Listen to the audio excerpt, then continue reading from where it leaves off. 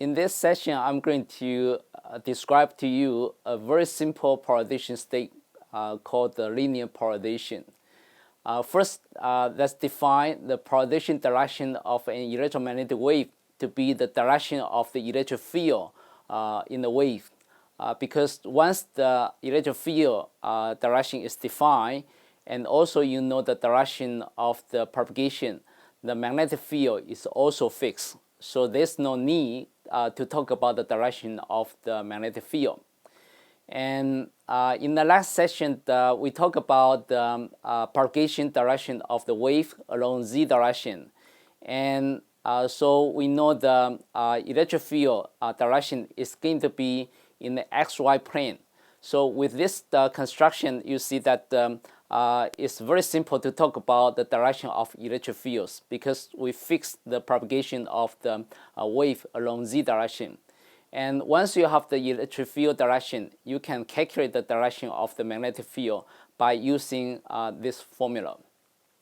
And on the contrary, if we have a wave propagating along some arbitrary direction, and this k vector dot with the position vector will define a plane for your plane wave.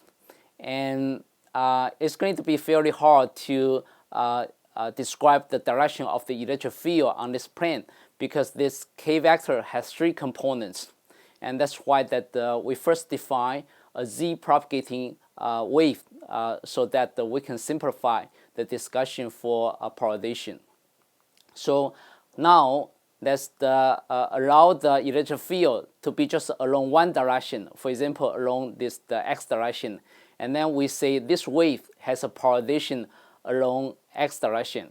So you can plot this electric field on this xy plane and this electric field along x direction denoted by this red arrow.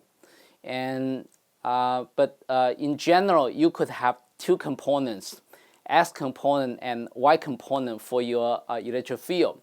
So again, on this plane, you can specify the x component of the electric field along x direction and y component of the electric field along the y-axis.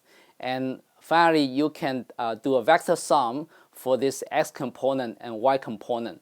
And once you sum over these two components, then you can generate a net electric field along some direction.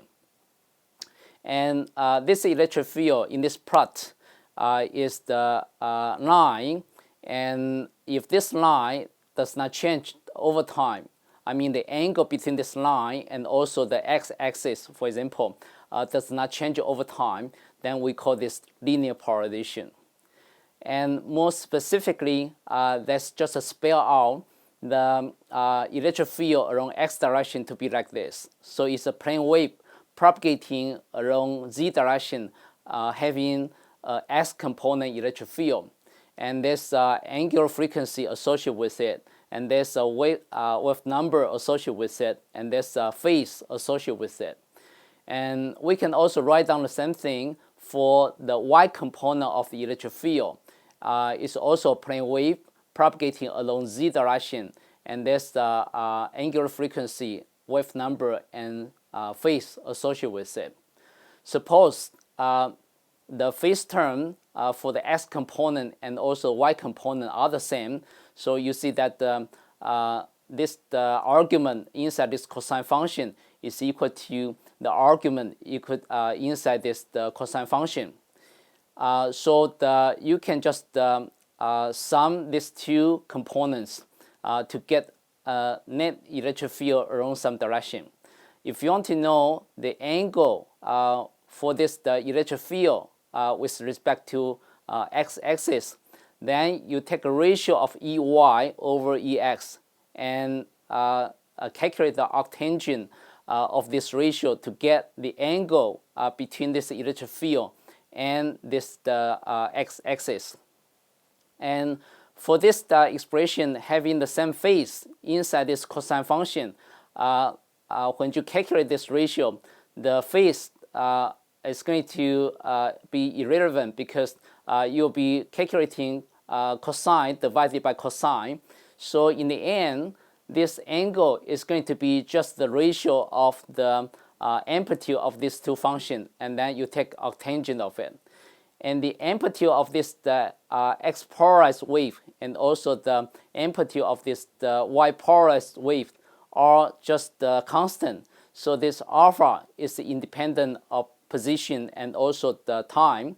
So this means that the electric field direction is going to be fixed over time and distance. But don't forget that this term and also this term will oscillate over time. So the electric field will still oscillate between the maximum value to the minimum value, but the angle is going to be fixed in space. And we call this linear polarization of plane wave. So in this session, I talk about linear polarization. The polarization direction of an electromagnetic wave is along the direction of the electric field, because once you know the direction of propagation and also the direction of the electric field, you automatically know the direction of the magnetic field.